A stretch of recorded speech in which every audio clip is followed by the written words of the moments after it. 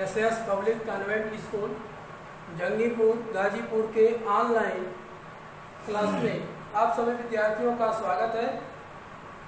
कक्षा 10 गणित फर्स्ट में हम बता रहे थे अभ्यास 3A का 10 सवाल हो चुके हैं। 11वां सवाल है कि समीकरण 2x + y = 4 और 2x - y = 4 के युग्म का आलेख खींचना है, मतलब कि ग्राफ खींचना है।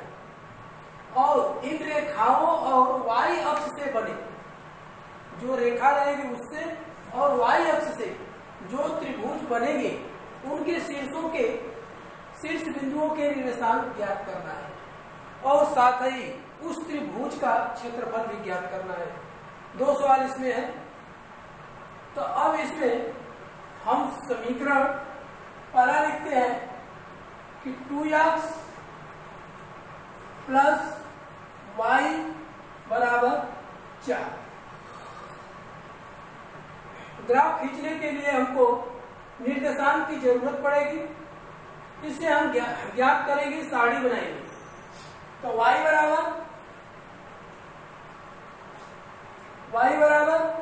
4 - 2x। अब समीकरण 1 से प्राप्त सारणी, ये समीकरण 1 है। 1 से प्राप्त सारणी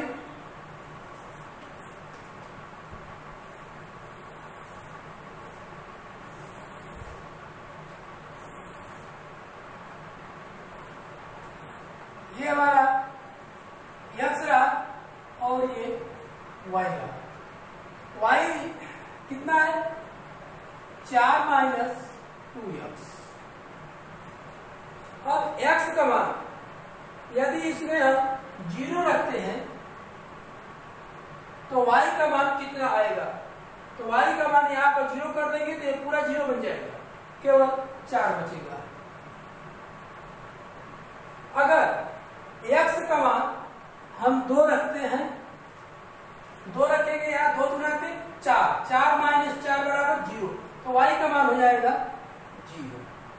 इससे हमारा पहले समीकरण से सारणी बनी। दूसरे समीकरण से दूसरा समीकरण है 2x - y = 4। y को इधर पक्षांतर कर देते हैं, 4 को इधर, तो y बराबर इसको इधर करेंगे तो 2x - 4। यह समीकरण हमारा 2 है। तो समीकरण 2 से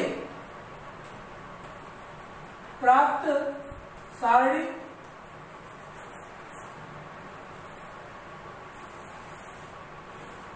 इससे हमको दूसरे रेखा खींचने के लिए निर्देशांक मिल जाएंगे इस सारणी से। ये रहा y, लेकिन y है तो कितना? 2x - 4 के बराबर है y। 2x - 4। अब हम देखते हैं कि इसमें x का मान यदि हम 0 कर देते हैं तो y का मान कितना आएगा? ये भाग 0 हो जाएगा, 2x वाला भाग 0, ये बच जाएगा -4। अब हम x का मान हम 2 कर देते हैं।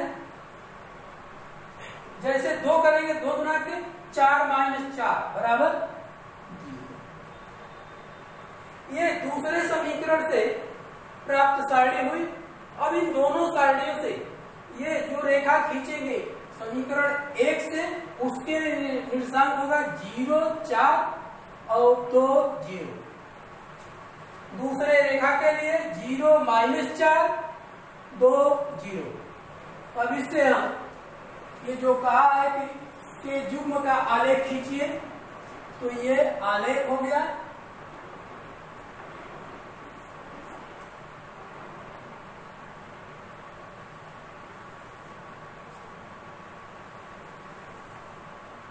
ये x dash y y dash. ये हमारा सेंटर पॉइंट 0 0, 1 2 3 4 5 6, इधर भी कर लेंगे, 1 सेंटीमीटर पर लगा लेंगे, ग्राफ में दिखाई देगा।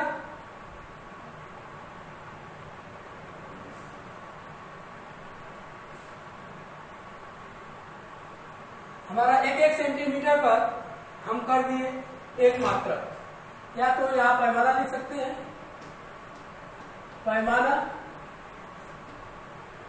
1 सेंटीमीटर बराबर 1 मात्रक। अब यहां हमको समीकरण 1 से 0 4 चलेंगे, 0 यहीं पर और 4, 1 2 3 4, ये हमारा पॉइंट रहा 0,4। इसके बाद 2 0, तो 2 0 1 2, यहीं पर ये हमारा रहा 2 0। इससे हमारा जो समीकरण 1 से जो रेखा को निरूपित करेगा,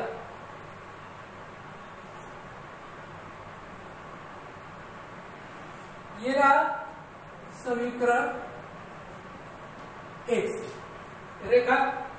दूसरे से 0 -4, तो पहले 0 यहीं रह जाएंगे, -4 1 2 3 4, ये रहा।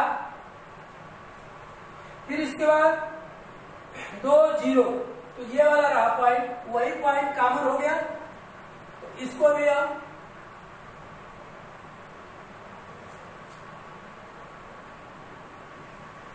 ये हमारा समीकरण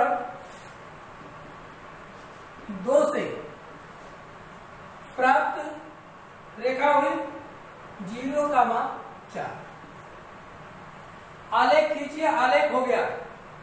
इन रेखाओं और वाई अक्ष से बने त्रिभुज के शीर्ष बिंदुओं के निर्देशांक लिखिए। तो अब देखिए, इसको मैं डार्क कर देता हूं। त्रिभुज ये बना,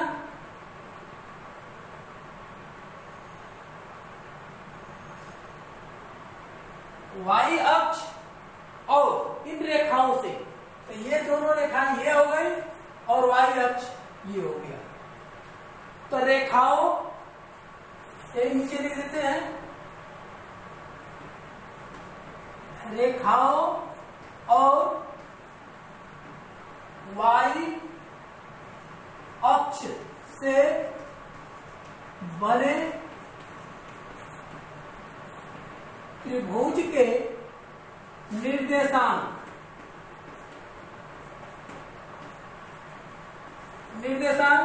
एक तो हो गया 0 4, इसके बाद 2 0, इसके बाद 0 -4। ये हमारा इससे रेखाओं और वाई अक्ष से बने त्रिभुज के निर्देशांक हुए। अगर इसको मान लेते हैं कि ए बी सी एक त्रिभुज बना है, अब कह रहा है कि साथ ही इस त्रिभुज का क्षेत्रफल भी ज्ञात कीजिए। तो हम देखते हैं कि ये दोनों अक्ष जो है 90 डिग्री पर ये काटता है, तो ये जो हमारा रहेगा ये लंब का काम करेगा त्रिभुज के लिए, और ये जो है आधार का काम करेगा।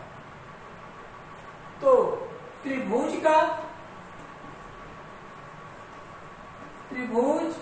ए बी सी का क्षेत्रफल निकालेंगे। तो क्षेत्रफल बराबर होता है 1/2 गुणते आधार गुणते ऊंचाई बराबर 1/2। इस त्रिभुज के आधार में मानूंगा AC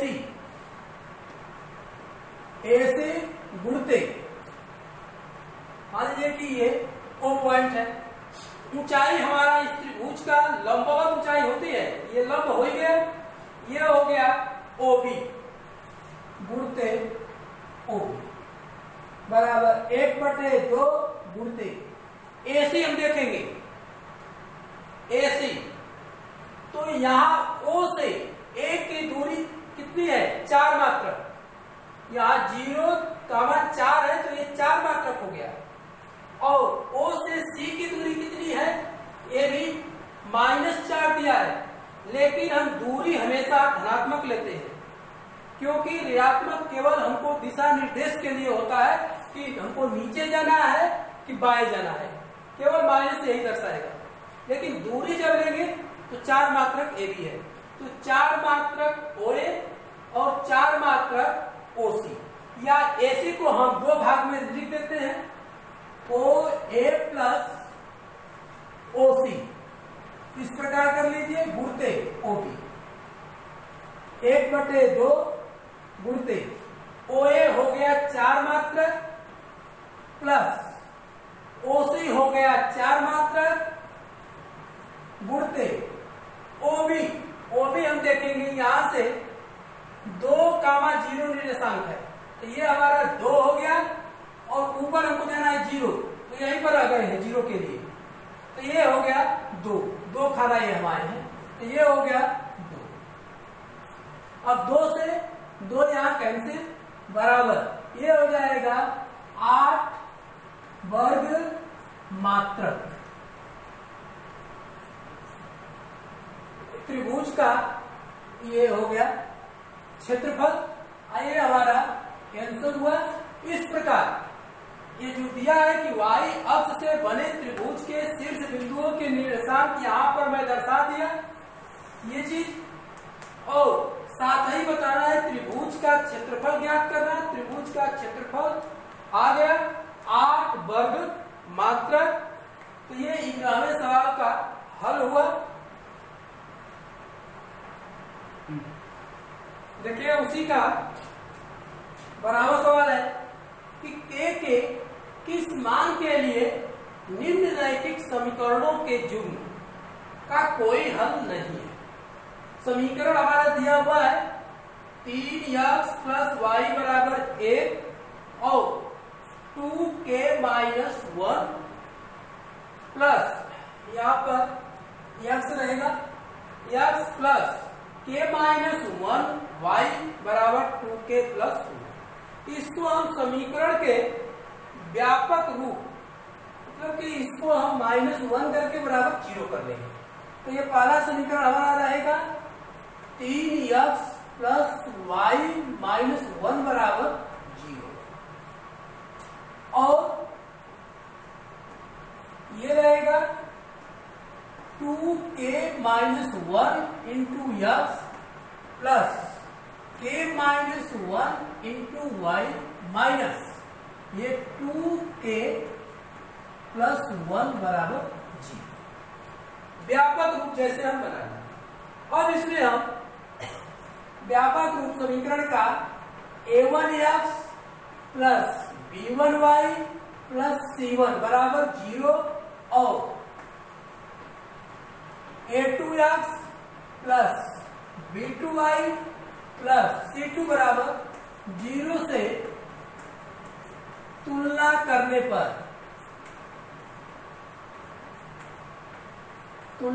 पर a1 हमारा मिला 3, b1 1, c1 -1, ये मिल गया। अब a2 2k - 1, मतलब कि x का गुणांक यहाँ a2 है, तो x का गुणांक यहाँ 2k - 1। इसके बाद b2 हुआ k - 1 और c2 हुआ -2k + 1। ये हमारा कंपेयर किए तो हमको a1 b1 c1 a2 b2 c2 का मान प्राप्त हुआ। और इसके बाद यहाँ पर दिया हुआ है कि k का कौन सा मान हम रखेंगे कि रैखिक समीकरण का युग्म जो है ये कोई हल न हो इसका। तो समीकरण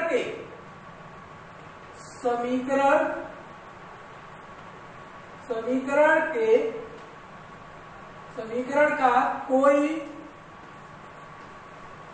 हल न होने का प्रतिबंध, क्या प्रतिबंध है कि A1 upon A2 equal to B1 upon B2 C1 upon C2। अब देखिए ये तो अनेक हल वाला हो गया, कोई हल न हो अर्थात समांतर हो, तो A1 upon A2 equal to B1 upon B2 not equal to C1 upon C2 होता है। अब इसमें कोई हल नहीं होगा, तो अब इसमें हमको मान रखना है सबका। A1 कितना है यहां से ढूंढिए 3 बटे में, A2 कितना है 2k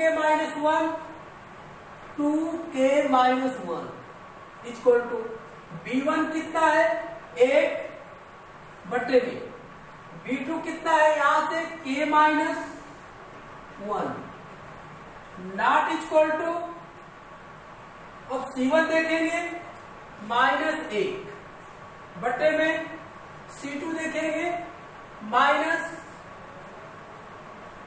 -2k प्लस 1।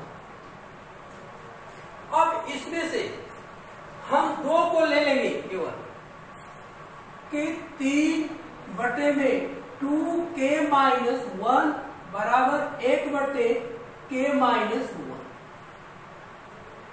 अब इसको हल करेंगे तो k का मान हमारा निकल आएगा, तो ये गुणा कर लेते हैं इसका, तो 3k माइनस 3 बराबर इसका गुणा करेंगे तो वही रह जाएगा 2k माइनस 1।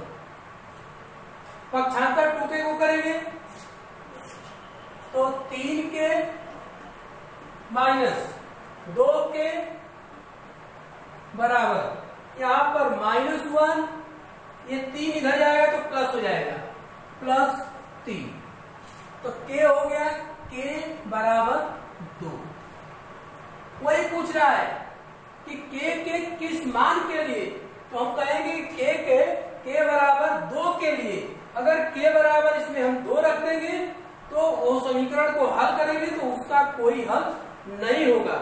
अब कितने बच्चे कहते हैं कि इसको क्यों नहीं लेते हैं, इसको इसलिए नहीं लेंगे कि ये जब हम k का मान यहां से लेकर के निकालेंगे तो k बराबर उतना नहीं होना चाहिए, k बराबर नहीं आएगा, k नॉट इक्वल टू दिया है तो k का मान जो आएगा वो इसमें नहीं होना चाहिए, इसलिए हम इसको नहीं लेंगे, केवल इस भाग को लेंगे कि 3 बटे में 2k माइनस 1 बराबर 1 बटे k माइनस 1। ये बराबर के लिए k का मान आएगा k बराबर, और इसको लेंगे तो ये आएगा k का मान, जैसे k नॉट इक्वल टू मान लीजिए 3 आ गया, इसका मतलब कि k 3 नहीं होना चाहिए, तो ये मान हम नहीं लेंगे, केवल इसको लेंगे तो इसका आ जाएगा k का मान 2 हो गया। आज के वीडियो में 2 सवाल, इसके बाद एक सवाल और बचा है, कल के वीडियो में बता दिया जाएगा। धन्यवाद।